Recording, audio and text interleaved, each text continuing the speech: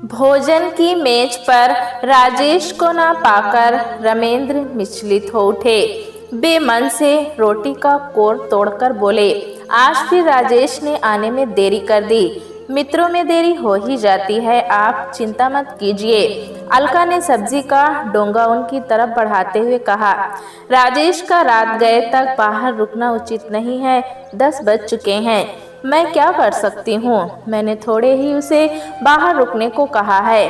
तुम्ही ने उसकी हर मांग पूरी करके उसे सिर पर चढ़ा रखा है। आवश्यकता से अधिक लाड प्यार ठीक नहीं होता। क्रोध से भरकर अलका कोई कड़वा उत्तर देने जा रही थी, पर तभी ये सोचकर चुप रही कि रमेंद्र से उलझना व उन पर क्रोध प्रकट करना बुद्धिमानी नहीं है। नाहक ही पति पत्नी की मामूली सी तकरार बढ़कर बतंगड़ बन जाएगी, फिर हफ्ते भर के लिए बोलचाल बंद हो जाना मामूली सी बात है। मन को संयत करके वो पति को समझाने लगी, राजेश बुरे रास्ते पर जाने वाला लड़का नहीं है। आप आकारण ही उसे संदेह की नजर से देखने लगे हैं। रमेंद्र ने थोड़ा सा खाकर ही हाथ खींच लिया। अलका भी उठकर खड़ी हो गई। त्रिशाला सोचने लगी, आज उसने अपने हाथों से सब्जियां बनाकर सजाई थी। सोचा था कि माता पिता दोनों की राय लेगी कि उसकी बनाई सब्जियां नौकर से अधिक स्वादिष्ट बनी हैं या नहीं, पर दोनों की नोकझोंक में खाने का स्वाद ही खराब हो गया। वो भी उठकर खड़ी हो गई। नौकर ने 3 प्याले कॉफी बनाकर तीनों के हाथों में थमा दी, पर रमेंद्र बगैर कॉफी पिए ही अपने शयन कक्ष में चले गए और बिस्तर पर पड़ गए। बिस्तर पर पड़े पड़े वे सोचने लगे कि अलका का व्यवहार दिन प्रतिदिन उनकी तरफ से रूखा क्यों होता जा रहा है। वो पति के बजाय बेटे को अहमियत देती रहती है। रात रात भर घर से गायब रहने वाला बेटा उसे शरीफ लगता है। वो सोचती क्यों नहीं कि बड़े घर का इकलौता लड़का सभी की नजरों में खटकता है, लोग उसे बहकाकर गलत रास्ते पर डाल सकते हैं। कुछ क्षण के उपरांत अलका भी शयन कक्ष में दाखिल हो गई। फिर गुसलखाने में जाकर रोज की तरह साड़ी बदलकर ढीला ढाला रेशमी गाउन पहनकर पलंग पर आ लेटी। रामेंद्र ने निर्विकार भाव से करवट बदली। बच्चों के प्रति अलका की लापरवाही उन्हें कचोटती रहती थी कि ब्यूटी पार्लर में 4-4 घंटे बिताकर अपने ढलते रूप यौवन के प्रति सजग रहने वाली अलका आखिर राजेश की तरफ ध्यान क्यों नहीं देती। अलका के शरीर से उठ रही इत्र की तेज खुशबू भी उनके मन की चिंता दूर नहीं कर पाई। वे दरवाजे की तरफ कान लगाए राजेश के आगमन की प्रतीक्षा करते हुए बार बार दीवार घड़ी की ओर देखने लगे।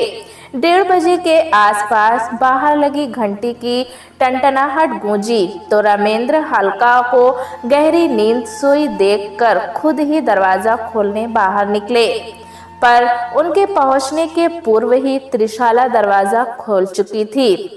राजेश उन्हें देखकर पहले कुछ ठिठका, फिर सफाई पेश करता हुआ वो बोला, माफ करना पिताजी, फिल्म देखने व मित्रों के साथ भोजन करने में समय का कुछ ख्याल ही नहीं रहा।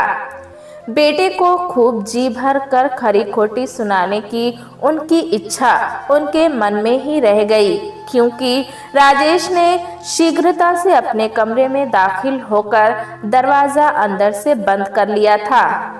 उसके स्वर की हड़बड़ाहट से वे समझ चुके थे कि राजेश शराब पीकर घर लौटा है। सिर्फ शराब ही क्या, कल को वो जुआ भी खेल सकता है, कॉर्गल का उपयोग भी कर सकता है। मित्रों के इशारे पर पिता की कठिन परिश्रम की कमाई उड़ाने में भी उसे संकोच नहीं होगा। उन्हें नींद नहीं आ रही थी, बार बार करवटें बदल रहे थे। फिर मन बहलाने के ख्याल से उन्होंने किताबों के रैक में से एक किताब निकालकर तेज रोशनी का बल्ब जलाकर उसके पृष्ठ पलटने शुरू कर दिए। तभी किताबों में से निकलकर कुछ नीचे गिरा। उन्होंने झुककर उठाया तो देखा वो इरा की तस्वीर थी, जो न मालूम कब उन्होंने पुस्तक में रख छोड़ी थी। तस्वीर पर नजर पड़ते ही पुरानी स्मृतियां सजीव हो उठी। वे एकटक उसको निहारते रह गए। ऐसा लगा जैसे व्यंग से वो हंस रही हो कि यही है तुम्हारी सुखद गृहस्थ पत्नी बेटा, कोई भी तुम्हारे कहने में नहीं है, तुम किसी से संतुष्ट नहीं हो। क्या यही सब पाने के लिए तुमने मेरा परित्याग किया था? लगा इरा अपनी मनपसंद हरी साड़ी में लिपटी उनके सिरहाने आकर बैठ गई हो। वो मुस्कुराकर उन्हें निहार रही हो। सब कुछ अपनी पसंद का तो नहीं होता इरा, मैं तुम्हें हृदय की गहराइयों से चाहता था। पर इरा अचानक हंस पड़ी, फिर रोने भी लगी। तुम झूठे हो, तुमने मुझे अपनाना ही कब चाहा था। उनकी आंखों की कोरों से भी अश्रु फूट पड़े। इरा, तुम मेरी मजबूरी नहीं समझ पाओगी। दरअसल रमेंद्र अपनी पढ़ाई समाप्त करके छुट्टियां बिताने अपने ननिहाल कलकत्ता के नजदीक एक गांव में गए। एक दिन जब वे नहर में नहाने गए तो वहां कपड़े धोती हुई सांवली रंगत की बड़ी बड़ी आंखों वाली इरा को ठगे से घूरते रह गए। वो उनकी नानी के घर के बराबर में ही रहती थी। दोनों घरों में आना जाना होने के कारण रमेंद्र को उससे बात करने में कोई मुश्किल पेश नहीं आई। सभी गांव वालों का नहाना धोना नहर पर होने के कारण वहां मेले जैसा दृश्य उपस्थित रहता था। वे अपने हम उम्र साथियों के साथ वहीं मौजूद रहते थे। इधर उधर घूमकर प्राकृतिक सौंदर्य का आनंद लूटते रहते। इरा नहर में कपड़े धोकर जब उन्हें आसपास के झाड़ झंकार पर सूखने के लिए डालने आती तो वहां पर पहले से मौजूद रमेंद्र चुपके से उसकी तस्वीरें खींच लेते। कैमरे की चमक से चकित इरा उनकी तरफ घूरती तो वे मुंह फेर कर इधर उधर देखने लगते। इरा के आकर्षण में डूबे वे जब बार बार नानी के गांव आने लगे तो सबके कान खड़े हो गए। लोग उन दोनों पर नजर रखने लगे, पर दुनिया वालों से अनजान वे दोनों प्रेम में डूबे रहते। मुझे दुल्हन बनाकर अपने घर कब ले जाओगे? इरा पूछती। बहुत जल्दी, वे इरा का मन रखने को कह देते, पर अपने घर वालों की कट्टरता भांपकर सोच में पड़ जाते। फिर बात बदलकर गंभीरता से कह उठते, इरा, तुम मछली खाना बंद क्यों नहीं कर देती? क्या सब्जियों की कमी है जो इन मासूम प्राणियों का भक्षण करती रहती हो? ये सुन वो हंस पड़ती। सभी बंगाली खाते हैं, पर हमारे घर में मांसाहार वर्जित है। पहले शादी तो करो, मैं मछली खाना बंद कर दूंगी। एक दिन ननिहाल वालों ने उनकी चोरी पकड़कर उन्हें खूब डांटा फटकारा। इरा को भी काफी जलील किया गया। घबरा कर वे प्यार व्यार भूल कर ननिहाल से भाग आए। मामा मामी ने उनके माता पिता को पत्र लिखकर संपूर्ण वस्तु स्थिति से अवगत करा दिया। पत्र पढ़ते ही घर में तूफान जैसी स्थिति उत्पन्न हो गई। माँ ने रो रो कर आंखें लाल कर ली। पिताजी क्रोध से भरकर दहाड़ उठे। वो गवई गांव की मछुआरन क्या हमारे घर की बहू बनने के लायक है? आइंदा वहां गए तो तुम्हारी टांगे तोड़कर रख दूंगा। उसके बाद पिताजी जबरदस्ती उन्हें अपनी फैक्ट्री में ले जाकर काम में लगाने लगे। उधर माँ ने उनके रिश्ते की बात शुरू कर दी। एक दिन टूटी फूटी लिखावट में इरा का पत्र मिला। लिखा था, मैं तुम्हारे बच्चे की माँ बनने वाली हूँ, आकर ले जाओ। वे तड़प उठे व माता पिता की निगाहों से छिपकर नानी के गांव जा पहुँचे, पर उनके वहां पहुँचने से पहले ही इरा के घर वाले उसे लेकर कहीं लापता हो चुके थे। घर पर ताला लगा देख उन्होंने लोगों से पूछताछ की तो पता लगा कि अविवाहित बेटी के गर्भवती होने की बदनामी के डर से उन्होंने हमेशा के लिए गांव छोड़ दिया। वे पागलों की भांति इधर उधर भटक कर उसकी तलाश करने लगे, पर कहीं कुछ पता ना चला। उधर उनके माता पिता ने जबरदस्ती उनका विवाह बिरादरी की एक लड़की अलका के साथ संपन्न कर दिया। तभी अलका ने करवट बदली। बिस्तर हिलने से इरा की तस्वीर फिसलकर फिर से नीचे जा गिरी। सोए नहीं आप अभी तक? अलका आंखें खोलकर असमंजस्य से पूछने लगी। तुम अभी तक राजेश की चिंता में जाग रहे हो? क्या वो आया नहीं अभी तक? अलका चिंतित हो उठकर बैठ गई। वो आ चुका है और कमरे में सो रहा है, तुम भी सो जाओ, नहीं तो बीमार पड़ जाओगे, अलका ने कहा और फिर अलमारी खोलकर नींद की एक गोली लाकर उन्हें थमा दी। पानी के साथ गोली निगलकर वे सोने की कोशिश करने लगे। अलका कहती रही, जब बाप के पैर का जूता बेटे के पैरों में सही बैठने लगे तो बाप को बेटे के कार्यों में मीन मेख न निकालकर उसे मित्रवत समझाना चाहिए। पर रामेंद्र का ध्यान कहीं और अटका हुआ था। सुबह बिस्तर से उठकर वे स्नान व नाश्ते से निपटकर फैक्ट्री जाने के लिए कार की तरफ बढ़े तो पाया कि राजेश अभी भी सो रहा है। अलका ने कहा कि वो राजेश को फैक्ट्री भेज देगी ताकि उसको जिम्मेदारी निभाने की आदत पड़ जाए। रामेंद्र जैसे ही फैक्ट्री के दफ्तर में प्रविष्ट हुए तो वहां पहले से उपस्थित एक अनजान लड़की को बैठा देखकर चकित रह गए। लड़की ने उठकर उन्हें नमस्ते किया। कौन हो तुम, क्या चाहती हो? वे रूखेपन से बोले, मेरा नाम श्वेता है, नौकरी पाने की उम्मीद लेकर आई हूँ। हमारे यहाँ कोई रिक्त स्थान नहीं है, तुम जा सकती हो, कहकर वे अंदर जाकर काम देखने लगे। कुछ देर बाद जब वे किसी कार्यवश बाहर निकले तो लड़की को उसी अवस्था में बैठी देखकर हतप्रत रह गए। तुम गई नहीं? मुझे राजेश ने भेजा है। तुम उसे कैसे जानती हो? मैं आपकी बेटी त्रिशाला की सहेली हूँ। कहते कहते श्वेता का स्वर आर्द्र हो उठा। मैं अपने सौतेले बाप व सौतेले भाइयों से बेहद परेशान हूँ। आप मुझे नौकरी देकर मुझ पर बहुत बड़ा एहसान करेंगे। मैं व मेरी माँ दोनों भूखे मरने से बच जाएंगी। सौतेला बाप, उनके मन में जिज्ञासा पनपी। श्वेता ने कुछ झिझक के साथ कहा, मेरी माँ ने प्रेमी से धोखा खाने के पश्चात 2 बेटों के बाप विधुर डेविड से शादी की थी। मैं माँ के प्रेमी की निशानी हूँ। छी छी, रामेंद्र का मन घिन से भर उठा।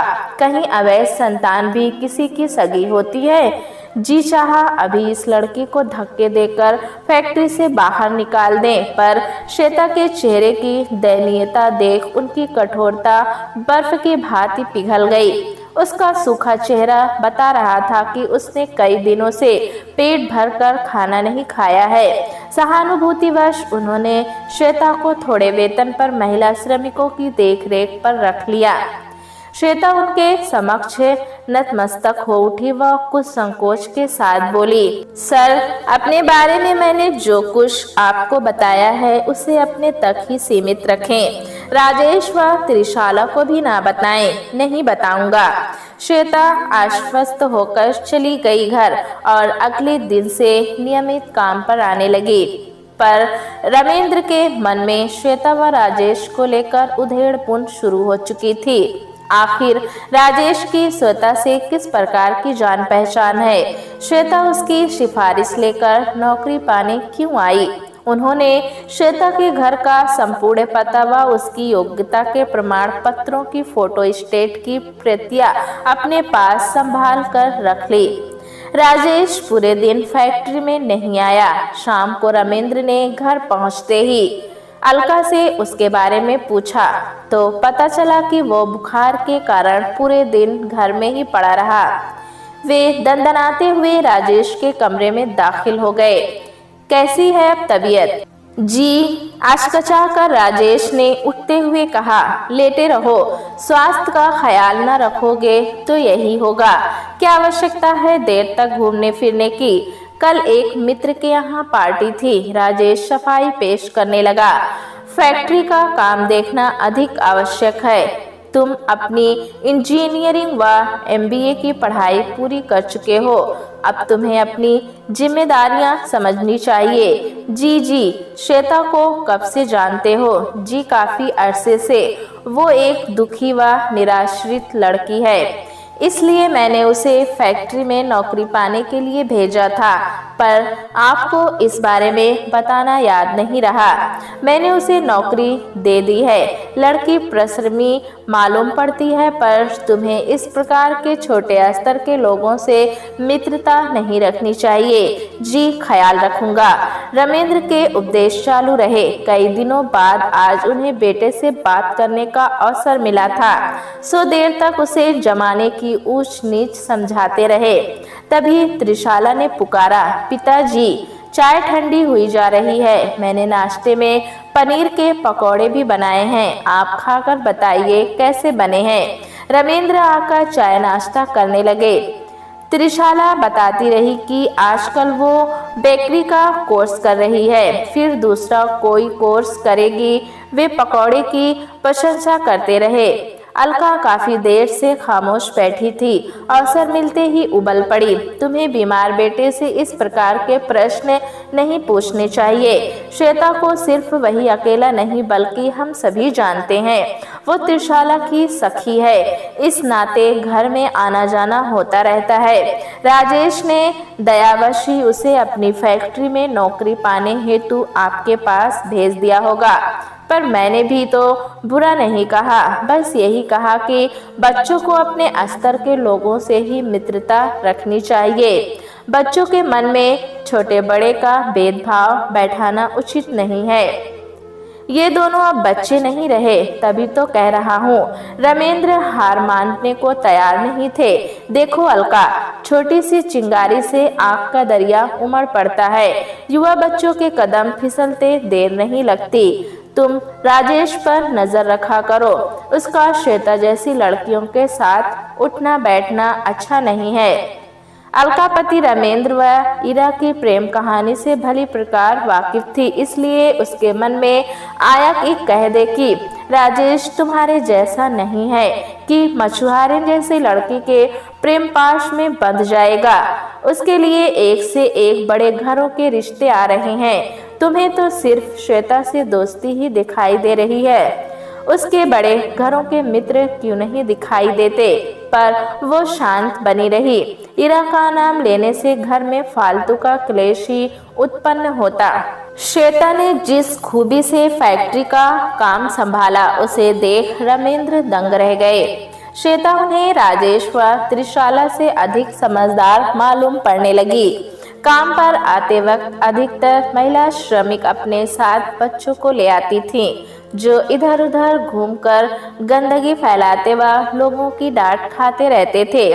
इस बार श्वेता ने सुझाव दिया, क्यों ना फैक्ट्री के पीछे की खाली पड़ी जमीन पर एक टिन शेड डालकर इन बच्चों के रहने सोने खेलने एवं थोड़ा बहुत पढ़ने लिखने की व्यवस्था कर दी जाए। सुझाव सभी को पसंद आया। तत्काल टिन शेड की व्यवस्था कर दी गई। साथ ही बच्चों की देखरेख के लिए एक आया व अक्षर ज्ञान के लिए एक सेवानिवृत्ति वृद्धि अध्यापिका की व्यवस्था कर दी गई। अपने बच्चों को खुश व साफ सुथरा देखकर महिला श्रमिक दोगुने उत्साह से काम करने लगी। वह सभी के मन में श्वेता के प्रति सम्मान के भाव उत्पन्न हो गए। रमेंद्र ने श्वेता के काम से संतुष्ट होकर उसका वेतन बढ़ा दिया, पर हृदय से वे उसको नापसंद ही करते रहे। उनके मन से ये कभी नहीं निकल पाया कि वो एक अवैध संतान है, जिसके पिता का कोई अता पता नहीं है। उनके मन में उसकी माँ के प्रति भी नफरत के भाव पनपते रहते, जिसने अपने कुंवारे दामन पर कलंक लगाकर श्वेता को जन्म दिया था। श्वेता ने कई बार उन्हें अपने घर आने का निमंत्रण दिया, पर रमेंद्र के उन लोगों के प्रति पनपी वितृष्णा के कारण वहां जाना स्वीकार नहीं किया। वे श्वेता के मुंह से ये भी सुन चुके थे कि उसका सौतेला शराबी बाप उसकी माँ को मारता पीटता है, पर फिर भी उन्होंने उसके घर जाना उचित नहीं समझा। ऐसे निम्न श्रेणी के लोगों के पचड़े में पड़ना उन्हें कतई स्वीकार नहीं था। एक दिन अलका व त्रिशाला घूमने के उद्देश्य से फैक्ट्री में आए तो श्वेता को घर आने का निमंत्रण दे गई। छुट्टी के दिन कुछ संकोच के साथ श्वेता घर आई व औपचारिक बातचीत के पश्चात तुरंत जाने को उद्यत हुई, मगर त्रिशाला ने जिद करके उसे रोक लिया। वह उसके सामने मेज पर चाय के प्याले व भांति भांति का नाश्ता लगा दिया। रमेंद्र मन महसूस कर देखते रहे कि घर के लोग किस प्रकार विशिष्ट अतिथि की भांति श्वेता को खिला पिला रहे हैं। फिर तीनों लॉन में जाकर बैडमिंटन खेलने लगे। श्वेता के लंबे लंबे हाथों में तैरता रैकेट हवा में उड़ता नजर आ रहा था। वो कभी राजेश के साथ तो कभी त्रिशाला के साथ देर तक खेलती रही। फिर राजेश रात हो जाने के कारण श्वेता को छोड़ने उसके साथ चला गया। उसके जाते ही रमेंद्र पत्नी पर बरस पड़े। फैक्ट्री की साधारण सी नौकर को घर में बुलाकर आवश्यकता से अधिक मान सम्मान करना क्या उचित है? वो त्रिशाला के साथ पढ़ी हुई उसकी सहेली भी तो है। इस वक्त वो हमारी नौकर है, उसके साथ नौकरों जैसा ही व्यवहार करना चाहिए। ठीक है, मैं त्रिशाला को समझा दूंगी। इसी वक्त समझाओ, बुलाओ उसे। रमेंद्र क्रोध से सुलग रहे थे। अलका ने कमरे में आराम कर रही त्रिशाला को आवाज देकर उसे बुलाया। जब वो कमरे में आई तो रमेंद्र अलका के कहने से पहले ही उसे डांटने लगे कि उसने श्वेता से फालतू की मित्रता क्यों कर रखी है। आइंदा कभी उससे बात करने की आवश्यकता नहीं है। ठीक है, मैं आगे से श्वेता से दूर रहूंगी। राजेश वापस लौटा तो रमेंद्र ने उसे भी डांटा कि वह श्वेता को कार से छोड़ने क्यों गया, उसके लिए किराए का ऑटो रिक्शा क्यों नहीं कर दिया। जब सिर उठाकर राजेश ने अपनी गलती की माफी मांगी तभी रमेंद्र संतुष्ट हो पाए, पर शयन कक्ष में अलका ने उन्हें आड़े हाथों लिया। ये तुम्हारे अंदर ऊंच नीच का भेदभाव कब से पनप उठा? तुम्हारी फैक्ट्री की गाड़ियां भी तो श्रमिकों को लाने ले जाने का काम करती हैं। कई बार तुमने गाड़ियों से महिला श्रमिकों को उनके घर व अस्पताल पहुंचाया है। कोई उत्तर न देकर रमेंद्र विचारों के भंवरजाल में डूबते उतराते रहे कि अलका कहाँ समझ पाएगी कि श्वेता में व अन्य महिला श्रमिकों में जमीन आसमान का अंतर है। श्वेता खूबसूरत है, उच्च शिक्षित है, उसमें राजेश जैसे लड़कों को अपनी तरफ आकर्षित करने की क्षमता है। राजेश फैक्ट्री में आने लगा। यह देखकर रमेंद्र संतुष्ट हुए कि वो काम में रुचि लेने लगा है, पर जब उन्होंने उसे चोरी छिपे श्वेता से बातें करते देखा तो उनका माथा ठनक गया। उन्हें दाल में काला नजर आया। वे शुरू से अब तक की कड़ियां जोड़ने लगे तो उन्हें ये सब राजेश की गहरी चाल नजर आई। उन्हें लगा वो फैक्ट्री में श्वेता के कारण ही आता है। जरूर दोनों में गहरा प्यार है जिसे दोनों अभी प्रकट नहीं करना चाहते। वक्त आने पर अवश्य प्रकट करेंगे। कहीं दोनों छिपकर कोर्ट मैरिज न कर लें। कहीं ऐसा तो नहीं श्वेता ही राजेश को अपने रूप जाल में फंसा रही हो। कोठी कार दौलत का लालच कम तो नहीं होता।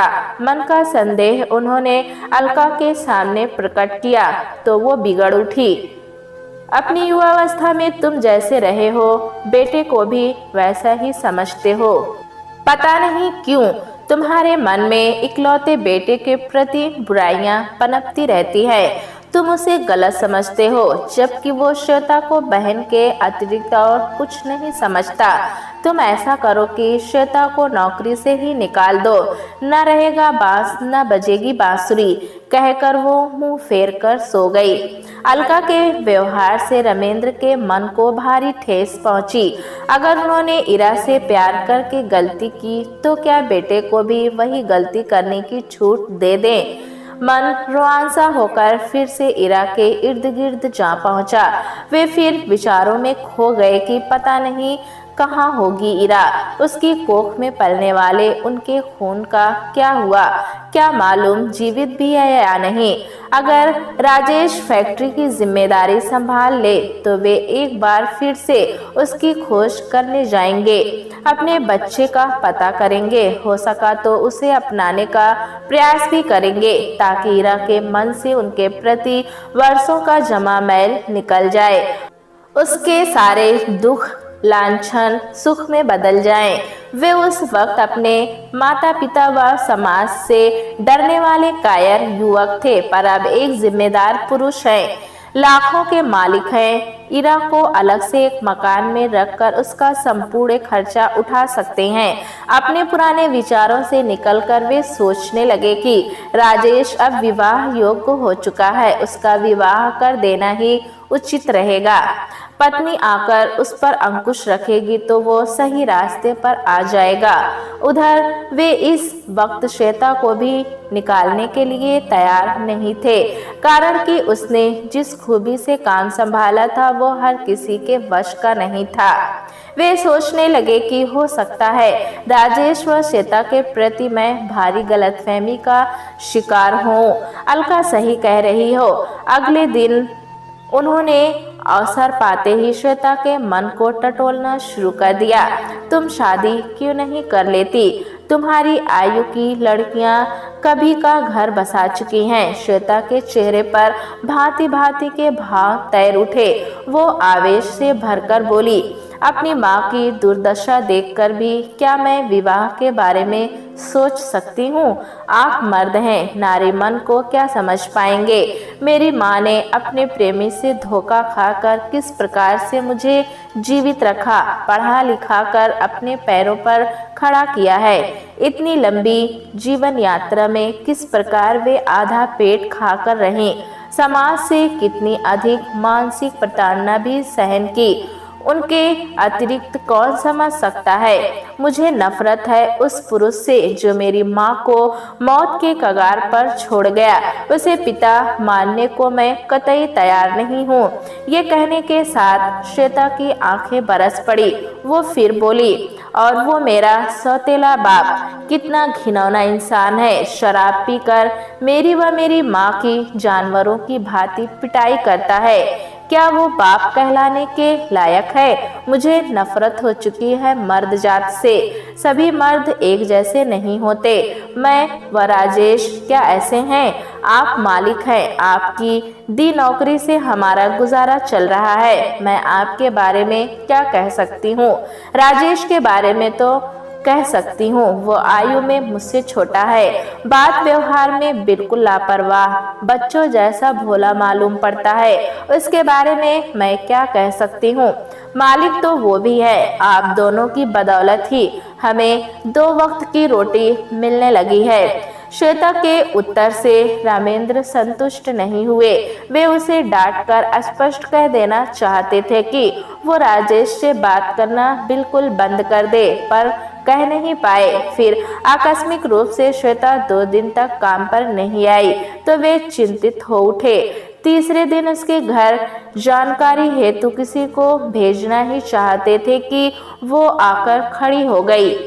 उसके चेहरे पर खरोचों के निशान व सूजन थी। हाथ पैरों में भी चोटों के निशान थे। ये क्या हाल बना रखा है? वे पूछ बैठे। फैक्ट्री के कर्मचारी भी आकर कारण जानने हेतु उत्सुक हो उठे थे। श्वेता ने रो रो कर बताया कि उसके सौतेले बाप व भाइयों ने मार मार कर बुरा हाल कर दिया।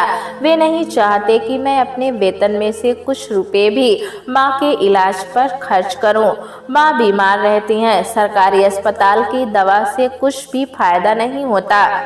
वे लोग मेरा पूरा वेतन खुद हड़पना चाहते हैं। तुम खुद स्वावलंबी हो, उस घर को छोड़ क्यों नहीं देती? मैं यही कहने आपके पास आई हूँ कि आप हम दोनों माँ बेटी को यहाँ टीन शीट के नीचे रहने की इजाज़त दे दें। मैनेजर ने भी श्वेता की बात का समर्थन किया कि यहाँ काफ़ी जगह खाली पड़ी है, माँ बेटी आराम से गुजर बसर कर लेंगी। रात में सुरक्षा की दृष्टि से पहरेदार रहते ही हैं। रामेंद्र सोच में पड़ गए कि फैक्ट्री के नियम सभी कर्मचारियों पर समान रूप से लागू होते हैं। अगर आज श्वेता को जगह दी तो कल अन्य महिला श्रमिक भी जगह मांगने लग जाएंगी।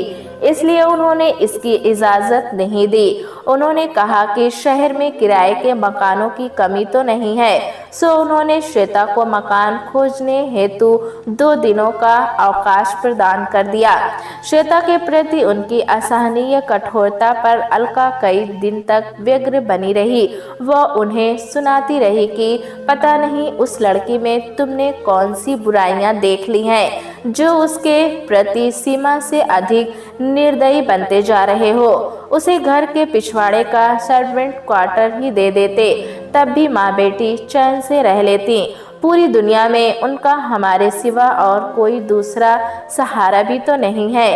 पर रमेंद्र पत्थर बने रहे। फैक्ट्री के कर्मचारियों पर फालतू की दया दिखाना उन्होंने सीखा नहीं था। उधर श्वेता ने 2 दिन की छुट्टी में किराए का मकान लेकर उसमें अपना सामान जमा कर लिया। तीसरे दिन से फिर से उसका नौकरी पर आना शुरू हो गया था। वो रमेंद्र से कहती रहती, माँ आपकी बेहद कृतज्ञ हैं, वे आपसे मिलना चाहती हैं। रमेंद्र टाल जाते, सोचते खामखा इन साधारण लोगों को मुंह लगाने से क्या लाभ। 2 हफ्ते पश्चात श्वेता फिर से गंभीर रहने लगी तो रमेंद्र ने उससे कारण पूछा तो वो बोली, वे लोग नहीं चाहते कि हम अलग घर में चैन से जिएं। उसका आश्रय अपने सौतेले बाप व भाइयों से था। क्यों उन्हें मेरा वेतन चाहिए? ये तो घोर अन्याय है। वे इंसान है या हैवान? अपने प्रति पहली बार रमेंद्र की सहानुभूति पाकर श्वेता की आंखें बरस पड़ी। सर आप ही कुछ कीजिए ना, आप जाकर कुछ शक्ति दिखाएंगे तो वे लोग दोबारा सिर नहीं उठा पाएंगे। ठीक है, मैं प्रयास करूंगा, रमेंद्र ने आश्वासन दे दिया, पर गए नहीं। एक दिन राजेश ने उन्हें उनकी बात याद दिलाई। पिताजी, आपको श्वेता के बाप भाइयों को सबक सिखाने जाना था। उनकी भावों पर बल पड़ गए, तुम्हें इससे मतलब। पर राजेश उनकी भावभंगिमा से विचलित नहीं हुआ। उसी स्वर में बोला, आप कहें तो मैं जाकर उन लोगों को हड़का आऊं। नहीं, तुम इस मामले में मत पड़ो तो कौन पड़ेगा? आपको तो उसकी चिंता ही नहीं है। राजेश तैश में भर गया। ठीक है, मैं देखूंगा। उन्होंने उसको शांत करने को कह दिया, पर गए नहीं। तीसरे दिन श्वेता फिर देर से आई और आते ही गंभीरता से बोली, मुझे आपसे अति आवश्यक बातें करनी है सर। बोलो, आप मेरे पिता समान हैं, इसलिए आप मुझे उचित सलाह ही देंगे। मैंने एक निर्णय लिया है। कैसा? मैं विवाह कर रही हूँ। रामेंद्र चौके, ये अकस्मात बदलाव कैसे आया? तुम्हें तो मर्दों से नफरत थी, मेरा मन बदल गया है। माँ भी बार बार कहती हैं कि सभी मर्द एक जैसे नहीं होते। हम अकेली असहाय औरतों को वे लोग चैन से जीने नहीं देंगे। सो सुरक्षा की दृष्टि से एक मर्द तो होना ही चाहिए। तो कौन है वो लाखों में एक है। उससे विवाह करके मुझे वो सभी हासिल हो सकेगा जिसकी चाहत प्रत्येक लड़की को होती है।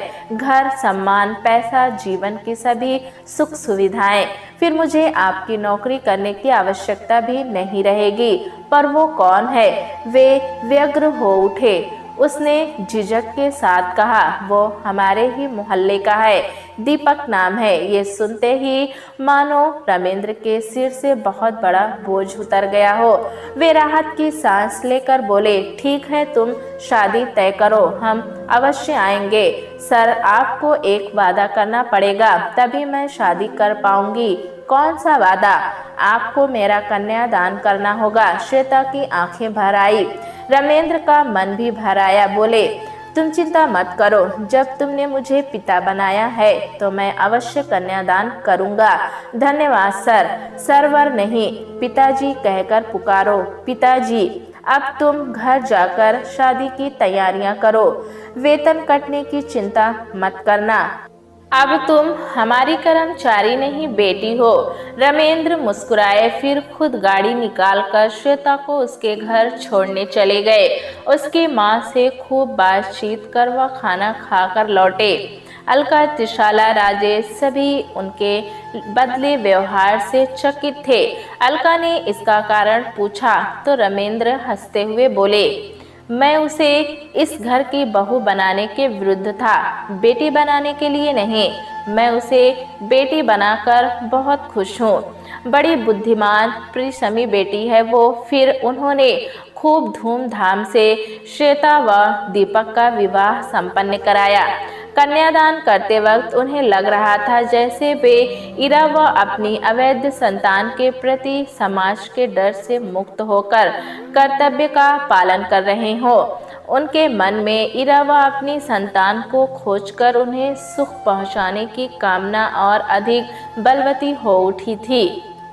वे श्वेता का अंजाम देख चुके थे। क्या मालूम इरा भी अपनी संतान सहित इसी प्रकार के कष्ट भोग रही हो। प्यारे दोस्तों, कहानी कैसी लगी हमें कमेंट में ज़रूर बताएं। चैनल पे नए हैं तो एक लाइक और सब्सक्राइब करना ना भूलें।